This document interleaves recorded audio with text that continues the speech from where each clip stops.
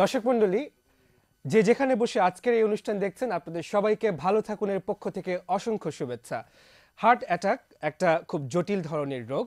এই রোগ হবার পরপরই বা এই রোগে যখন আপনারা হাসপাতালে ভর্তি হন, তার পরপরই যে ঘটনাটি ঘটে সেটি হচ্ছে যে চিকিৎসকরা আপনাদেরকে একটা পর্যায়ে বলে যে এনজিওগ্রাম করাতে হবে এবং তারই প্রেক্ষিতে বলে যে রিং পরাতে হবে অথবা বাইপাস সার্জারি করাতে হবে।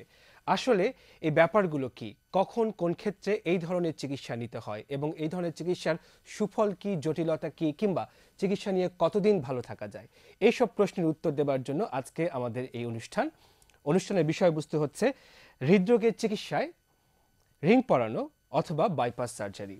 আজকে আপনাদের এই প্রশ্নগুলোর মনের এইসব জিজ্ঞাসাগুলোর উত্তর দেওয়ার জন্য স্টুডিওতে উপস্থিত রয়েছেন দুজন প্রমিনেন্ট হৃদরোগ বিশেষজ্ঞ। চলুন পরিচিত হই একে একে তাদের সাথে।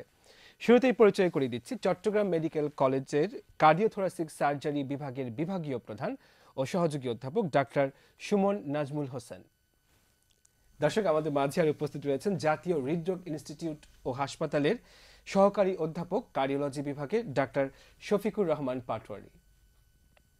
সেই সাথে আমাদের মাঝে উপস্থিত রয়েছেন আরও একজন বিশিষ্ট অতিথি, যিনি কিছুদিন আগেই হৃদরোগে আক্রান্ত হয়েছিলেন এবং তার পরবর্তীতে তার রিং বা স্টেন্ট পরানো হয়েছে। তিনি আজকে তার নিজের মুখ থেকে বলবেন তার অভিজ্ঞতার কথা। আমরা একে একে শুনবো সবার আলাপ। তবে শুরুতেই আমরা আমাদের টেলিফোন নম্বরগুলো আবার একটু মনে করিয়ে দিচ্ছি আপনাদেরকে। 86533175 থেকে 8 পর্যন্ত, 86531751 থেকে 8 পর্যন্ত। যার যা প্রশ্ন রয়েছে আপনারা দ্রুত ঝটপট ডায়াল ঘুরিয়ে সেই প্রশ্ন করুন আমাদেরকে, আর উত্তরটা জেনে নিন। আর ফাঁকে ফাঁকে শুনুন আমরা কি আলাপ করছি। শুরুতেই ডাক্তার সুমন নাজমুল হোসেন, আপনার কাছে আমাদের জিজ্ঞাসা হচ্ছে যে বাইপাস সার্জারি, নাম শুনলেই ভয় লাগে এই অপারেশনটার। তো এই অপারেশনটা আসলে কি, আমাদের দর্শকদের বুঝিয়ে বলবেন? ধন্যবাদ। বাইপাস সার্জারি বলতে আমরা আসলে করোনারি আর্টারি বাইপাস গ্রাফট অর্থাৎ সিএবিজি এই অপারেশনটাকে বুঝে থাকি। আমরা জানি যে হৃৎপিণ্ডের কাজ হচ্ছে রক্ত পাম্প করে সারা শরীরে পৌঁছে দেওয়া, এবং এর জন্য হৃৎপিণ্ডের নিজেরও একটি রক্ত সরবরাহের প্রয়োজন হয়। যদি কোনো কারণে হৃৎপিণ্ডের এই সকল রক্ত সরবরাহকারী নালী বন্ধ হয়ে যায়, তখন হৃৎপিণ্ড রক্তের অভাবে সঠিকভাবে কাজ করতে পারে না, বুকে ব্যথা অনুভূত হয় এবং এর পাম্পিং কার্যক্রমটা কমে যায়। সেই সময় বিকল্প রক্ত সরবরাহের জন্য হাত, পা অথবা বুকের খাঁচা থেকে যদি ধমনী বা শিরা নিয়ে আমরা একটা বিকল্প রক্ত চলাচলের পথ তৈরি করে দিই, এই অপারেশনটিকেই সহজ কথায় বাইপাস সার্জারি বলা হয়। আচ্ছা, তো আমি এই প্রেক্ষিতে আপনাকে আরেকটা প্রশ্ন করি যে আপনারা হাত পা থেকে ধমনী কেটে নিয়ে আপনারা হার্টে লাগাচ্ছেন, তো হাত পার অসুবিধা হবে না? না, আমরা সেই সমস্ত জায়গা থেকেই নিচ্ছি যেখানে প্রয়োজনের অতিরিক্ত ধমনী বা শিরা রয়েছে। যেমন আমাদের পায়ে গ্রেট স্যাফানাস ভেইন নামে একটি ভেইন রয়েছে, যেটি না থাকলেও কোনো সমস্যা হয় না। অথবা হাতের ক্ষেত্রে রেডিয়াল এবং আলনার দুটো আর্টারি রয়েছে। আমরা যদি শুধু রেডিয়াল আর্টারিটিকে নিয়ে নিই, সেক্ষেত্রে আলনার আর্টারির যে সরবরাহ সেটাই হাতের জন্য যথেষ্ট। তবে সবচেয়ে আদর্শ হচ্ছে বুকের খাঁচার দুপাশে লিমা এবং রিমা অর্থাৎ লেফট ইন্টারনাল ম্যামারি আর্টারি এবং রাইট ইন্টারনাল ম্যামারি আর্টারি নামে দুটো ধমনী রয়েছে, যে দুটো বাইপাস করার জন্য সবচেয়ে ভালো। আচ্ছা, তো দর্শক মণ্ডলী, তার মানে এইটা বোঝা গেল যে সৃষ্টিকর্তা আমাদের শরীরে স্পেয়ার পার্টস রেখে দিয়েছেন। অবশ্যই সেই স্পেয়ার পার্টসগুলোকে আমরা প্রয়োজন মতো এদিক সেদিক লাগাতে পারবো। আমরা আরও শুনবো বাইপাস সার্জারি নিয়ে কথা। তার আগে ডাক্তার শফিকুর রহমান পাটোয়ারি, আপনার কাছে আমাদের প্রশ্ন হচ্ছে যে আপনারা যে কাজটি করেন সেটি হচ্ছে হার্ট অ্যাটাকের পেশেন্টকে একটা পর্যায়ে এনজিওগ্রাম করতে বলেন। এনজিওগ্রাম জিনিসটা কি? এটা কি কোনো চিকিৎসা না পরীক্ষা? ধন্যবাদ আপনাকে এবং দর্শকদেরকেও। এনজিওগ্রাম হলো একটা পরীক্ষা যার মাধ্যমে হার্টের রক্তনালীতে ব্লক আছে কিনা তা নির্ণয় করা হয়।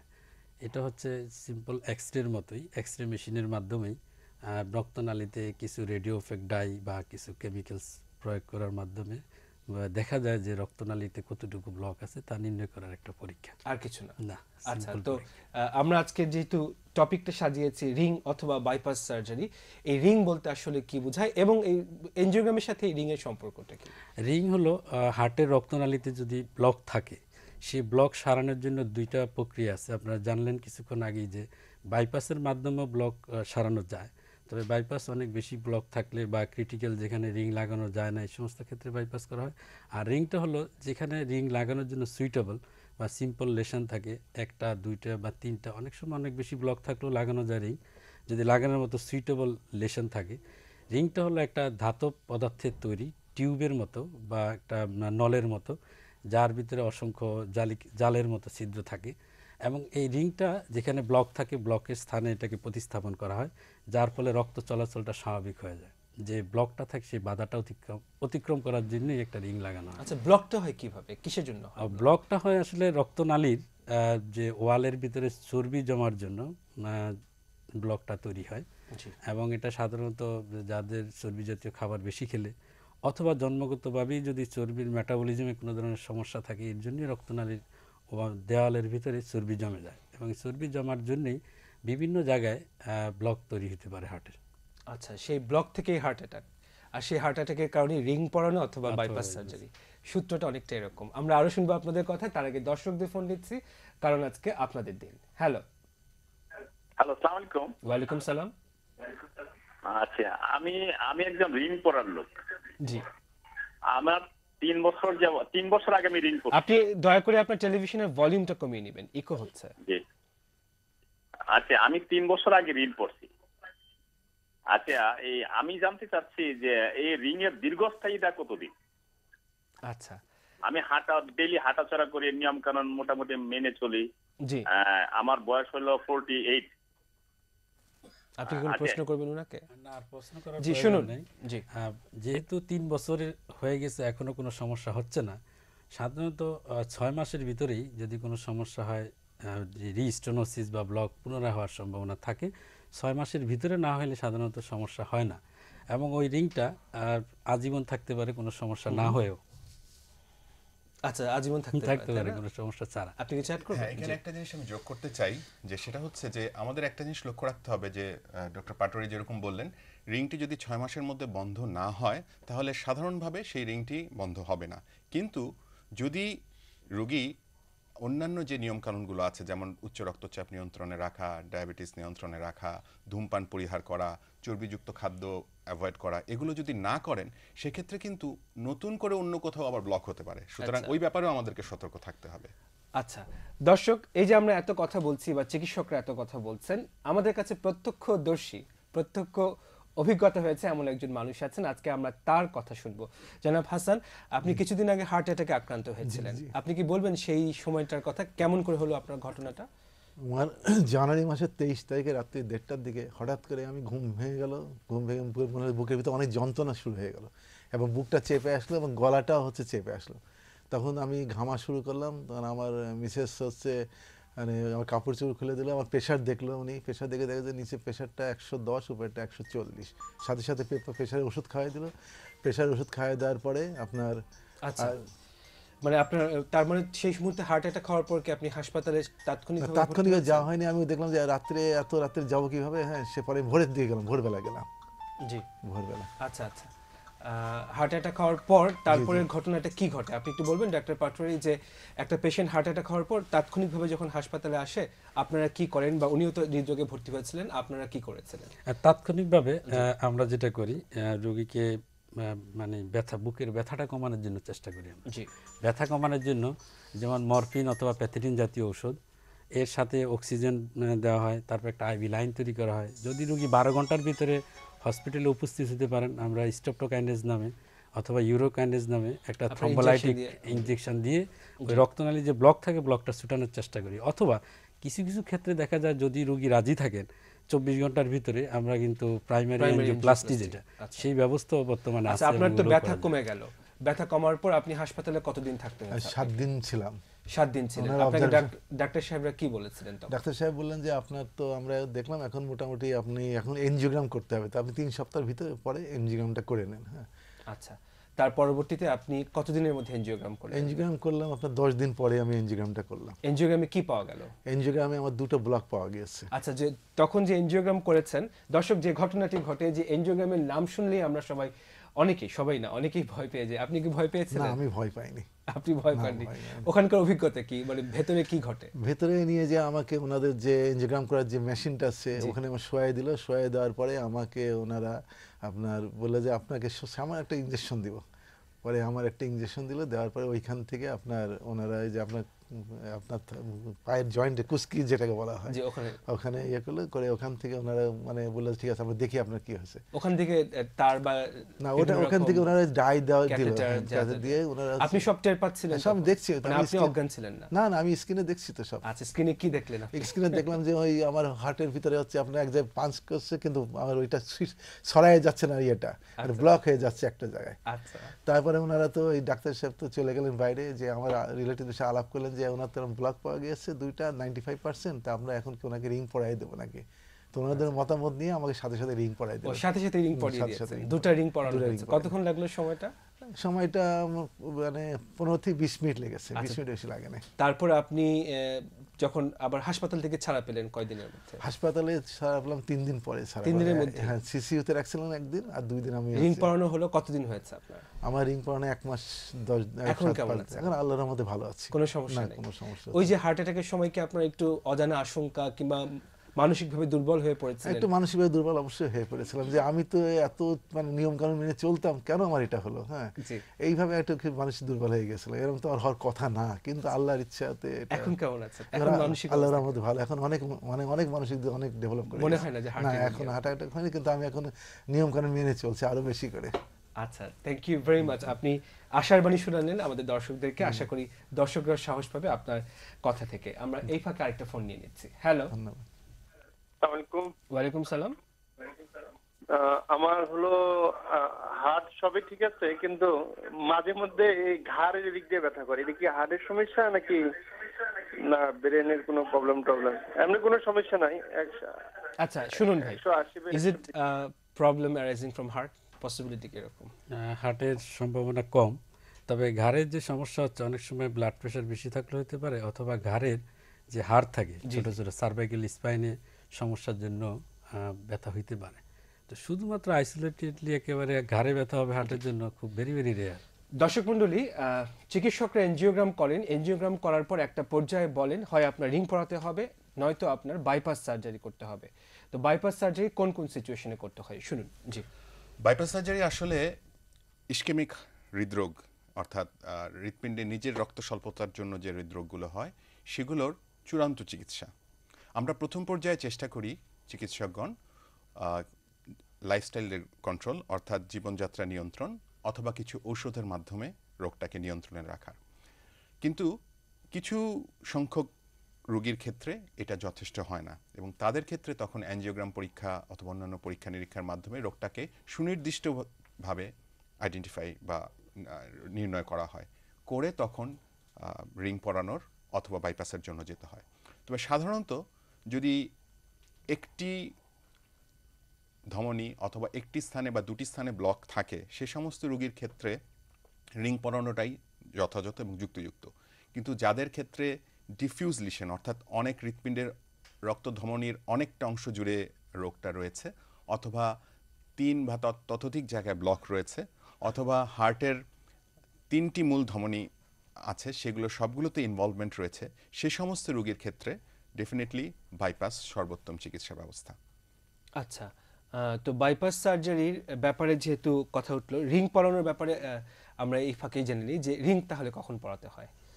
রিং সাধারণত যদি রক্তনালীতে ব্লক থাকে, যেমন ছোট্ট একটি ব্লক আছে, অথবা ব্লকটাতে আমাদের তার যেটা আমরা অ্যাঞ্জিওপ্লাস্টি করার সময় একটা সূক্ষ্ম তার আমরা রক্তনালীর ভিতর দিয়ে প্রবেশ করাই, তার যদি প্রবেশ করার মতো পরিবেশ থাকে এবং ব্লকটা যদি বেশি লম্বা না হয়, ওই সমস্ত ক্ষেত্রে রিং পরানো যায়। তারপরে বর্তমান যুগে অনেক নতুন টেকনোলজি চলে এসেছে, যেমন একেবারে টোটাল অক্লুশন থাকলে 100% ব্লক থাকলেও সেই ব্লক খোলারও ব্যবস্থা আছে। ইভেন আমি জাপানে একটা পেশেন্টের উপরে দেখলাম 9টা রিং লাগানো আছে, প্রত্যেকটা রক্তনালীতে 3টা করে, 3টা রক্তনালীতে মোট 9টা ড্রাইগুলেটিং আপনি স্টেন বলেছেন লাগানো 3টা ছিল। বেশি লাগানো যাবে না। না, এখানে একটি মানে বিষয়, টেকনোলজির ব্যাপার আছে। এখানে একটি বিষয় আমি একটু ইন্টারফেয়ার করি। দর্শক, এই যে 3টা কিংবা 3-এর অধিক রিং লাগানো, এখানে একটু বাহাস আছে যারা ইন্টারভেনশনাল কার্ডিওলজিস্ট এবং কার্ডিয়াক সার্জন যারা তাদের মধ্যে এই ব্যাপারে একটু আপনার আচ্ছা, মতামত এখানে চাচ্ছি। একটা বিষয়ে খেয়াল রাখতে হবে যে বিশেষ করে আমাদের দেশে বাংলাদেশের প্রেক্ষাপটে এটা অত্যন্ত গুরুত্বপূর্ণ। আমরা একটি দরিদ্র স্বল্পোন্নত দেশ। আমাদের দেশের রোগীদের আর্থিক সামর্থ্যের বিষয়টাও বিবেচনা করতে অবশ্যই, হবে জি। অনেক ক্ষেত্রেই। ডক্টর পাটোয়ারি যেরকম বললেন যে 9টি স্টেন্ট লাগানো হয়েছে জাপানি একটি পেশেন্টে, যদি 9টি স্টেন্ট লাগানোর জন্য যে খরচ হবে সেটা দিয়ে অন্তত 5 জন রোগীকে বাইপাস করা যায়, আমি যদি সঠিকভাবে বলতে অবশ্যই। যেমন তো কারণ আমাদের হার্ট জাপানের জন্য খালি কি খরচটাই বিবেচ্য? না, জাপানের জন্য এটা যেমন গুরুত্বপূর্ণ নয়, কিন্তু আমাদের দেশের জন্য এটা অত্যন্ত গুরুত্বপূর্ণ। কারণ হচ্ছে যে আমাদের এটাও খেয়াল রাখতে হবে যে একজন ব্যক্তি অসুস্থ বলে তার চিকিৎসার জন্য তার সকল সহায় সম্বল যদি ব্যয় করতে না, হয় তা সেটা তো কখনোই অবশ্যই কাম্য নয়। তো সেটা একটা বিষয়। আর আরেকটা জিনিস ওই যে 3 অথবা 4 এটা নিয়ে ডেফিনেটলি একটা গ্রে জোন আছে। তবে আমি এখানে একটা কথা অ্যাড করতে চাই যে অনেক ক্ষেত্রে কিন্তু আমাদের দেশে এখনো এটা হয়তো সেভাবে চালু হয়নি, কিন্তু বিদেশে অনেক জায়গায় হাইব্রিড প্রসিডিওর বলে একটি পদ্ধতি আছে যেখানে কার্ডিওলজিস্ট এবং সার্জনরা একসাথে কাজ করেন। কারণ অনেকেরই ধারণা যে বাইপাস সার্জারি মানে বুকে বড় কেটে একেবারে দুভাগ করে করতে হবে, ডেফিনেটলি সাধারণভাবে তাই, কিন্তু অনেক ক্ষেত্রে কিছু ক্ষেত্রে বুকের এক পাশে ছোট কেটেও বাইপাস সার্জারি করা যায় ছোট্ট এবং একটা ছোট্ট incision একটা ইনসিশনের মাধ্যমে। এবং সেই ধরনের ক্ষেত্রে কখনো যদি এরকম সিচুয়েশনও দাঁড়ায় যে হয়তো ছোট ইনসিশন দিয়ে হৃৎপিণ্ডের একটা অংশে সার্জন কাজ করে দিলেন, অন্য অংশে কার্ডিওলজিস্ট একটা রিং লাগিয়ে দিলেন, এই কম্বাইন্ড প্রসিডিউরটাকে হাইব্রিড প্রসিডিউর বলা হয়। আচ্ছা, সুতরাং আপনারা বলেন যে আমাদের off বাহাসের pump- সঙ্গে আমাদের ঐক্য আছে। Of pump, on pump, beating heart surgery, এগুলো একটু জাস্ট আমাদের দর্শকদের আচ্ছা, বলুন। Of pump, on pump, beating heart, এই বিষয়গুলো নিয়ে দর্শকদের মধ্যে অনেক হয়তো প্রশ্ন থাকতে পারে। নর্মালি হার্ট প্রতি মুহূর্তে পাম্প করছে, কখনোই হার্ট থেমে থাকে না। সুতরাং হার্টের উপর যে কোনো অপারেশন করতে গেলে এটা একটু কঠিন কাজ। সেই কারণে সাধারণভাবে হার্টের অপারেশনের সময় হার্টটাকে থামিয়ে নেওয়া হয় এবং সেই হার্ট থামানো অবস্থায় হার্টের কাজটা পারফর্ম করে দেয় হার্ট লাং মেশিন নামে একটি মেশিন, যেটা পাম্প। যেটা পাম্প। হ্যাঁ, তো যদি আমরা এই হার্ট লাং মেশিনের ব্যবহার করে হার্টকে থামিয়ে যে অপারেশনগুলো করি সেগুলোকে আমরা বলি অন পাম্প সার্জারি।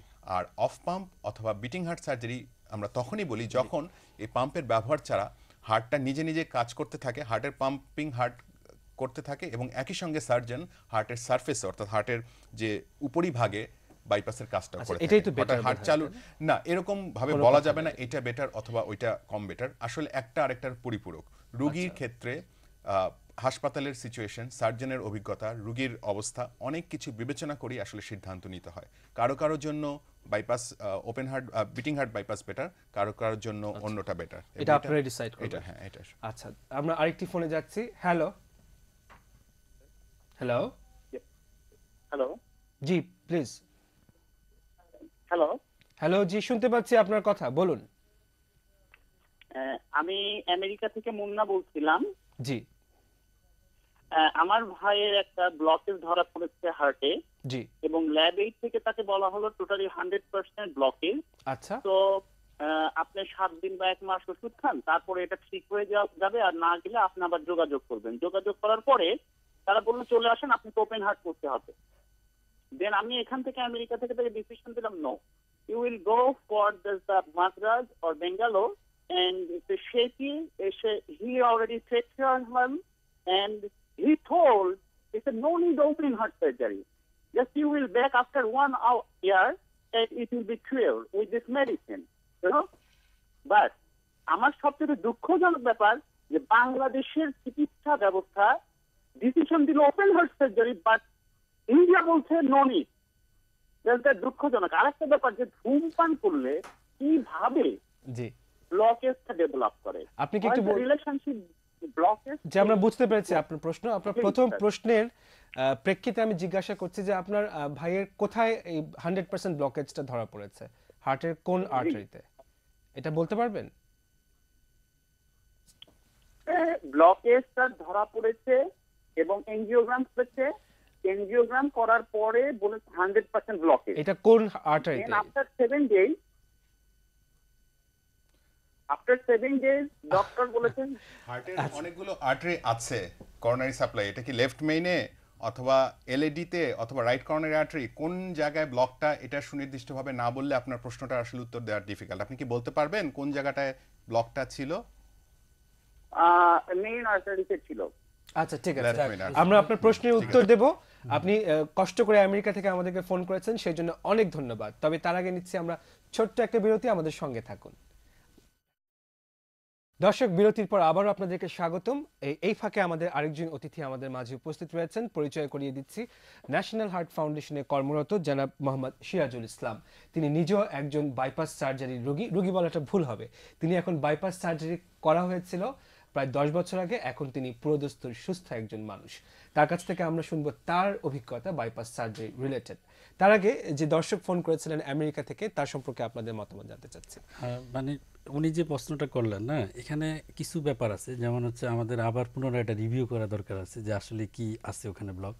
যেমন লেফট মেন রক্তনালীতে যদি বন্ধ থাকে, অথবা অ্যান্টিরিয়র ডিসেন্ডিং আর্টারি এলএডিতে যদি বন্ধ থাকে, লেফট অ্যান্টিরিয়র ডিসেন্ডিং আর্টারি, তার সাথে যদি এক্সটেন্সিভ কোলাটারাল সার্কুলেশন থাকে, অনেক সময় বাইপাস না করলেও হয়।